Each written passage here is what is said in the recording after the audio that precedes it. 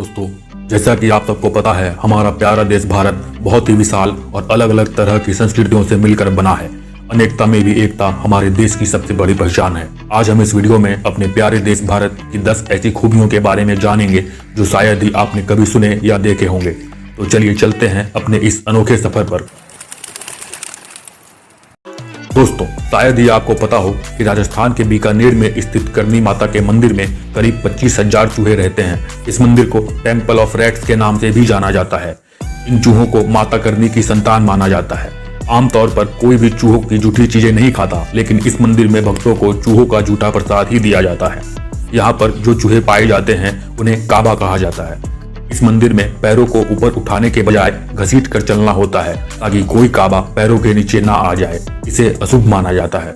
माता करनी के मंदिर में काले चूहों के साथ साथ कुछ सफेद चूहे भी पाए जाते हैं जिन्हें ज्यादा पवित्र माना जाता है। कहते हैं कि एक बार करनी माता की संतान, उनके पति और उनकी बहन का पुत्र लक्ष्मण कपिल सरोवर में डूबकर मर गए थे।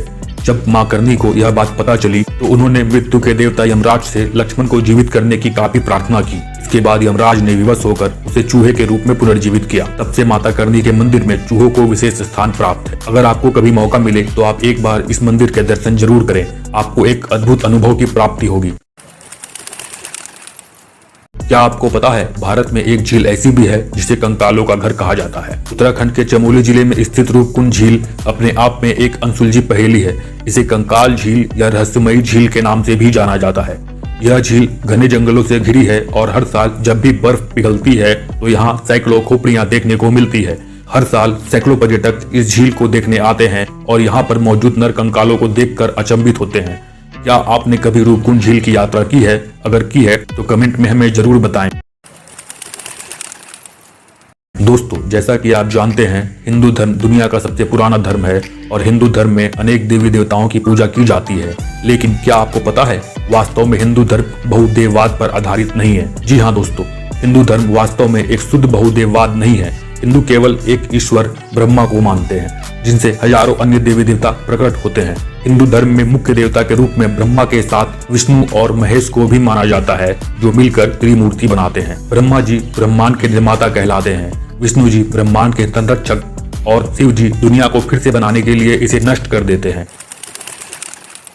महाराष्ट्र का शनि सिंगनापुर गांव एक ऐसा गांव है जहां एक भी घर में दरवाजा या ताला नहीं है। इसके अलावा लगभग 400 वर्षों से इस गांव में एक भी अपराधी घटना रिकॉर्ड नहीं हुई है। अगर कोई इस गांव से हमारा वीडियो देख रहा हो तो कमेंट करके हमें जरूर बताएं। क्या आपको पता है, भारत में एक ऐसा भी स्थान है जहां कोई भी आ जा नहीं सकता और ना ही सरकार उस क्षेत्र में कोई हस्तक्षेप करती है।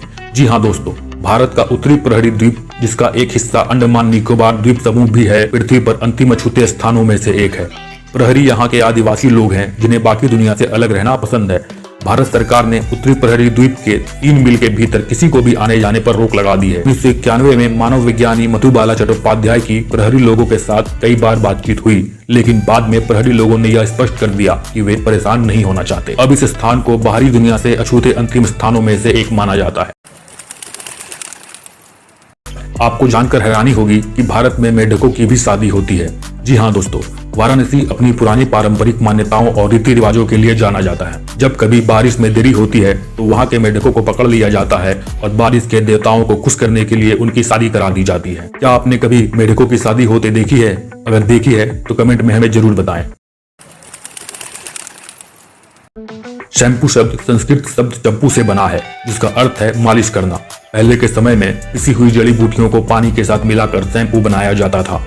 बाद में जब यह तकनीक दुनिया के सामने आई तो शैम्पू को बोतलों के रूप में उत्पादित किया जाने लगा, जिसे आज लगभग हर कोई इस्तेमाल करता है। आज के बाद जब भी आप किसी शैम्पू का इस्तेमाल करें तो गर्व से कहें कि शैम्पू की खोज हमारे भारत में हुई। दुनिया में शाकाहारियों की संख्या सबसे ज्यादा भारत में है।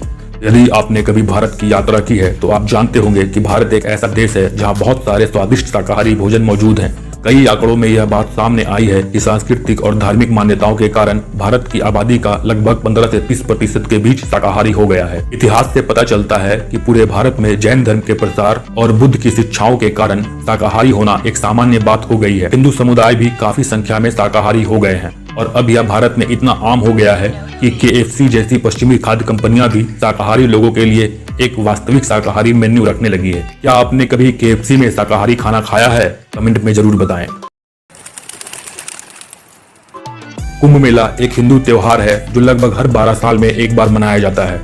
यह भारत के 4 तीर्थ स्थलों पर होता है जहां लोग पानी में डुबकी लगाते हैं। ऐसा माना जाता है कि इन स्थलों पर नदी में स्नान करना पिछली गलतियों के लिए प्रायश्चित करने का एक तरीका है और इस स्नान से लोग अपने पापों को धुल सकते हैं। 2011 में कुंभ मेला दुनिया के लोगों का अब तक का सबसे बड़ा जमावड़ा था। 70 मिलियन से भी अधिक तीर्थयात्री एक साथ इस कुंभ मेले में जमा हुए थे और यह सभा इतनी विशाल थी कि इसे अंतरिक्ष से भी देखा जा सकता था।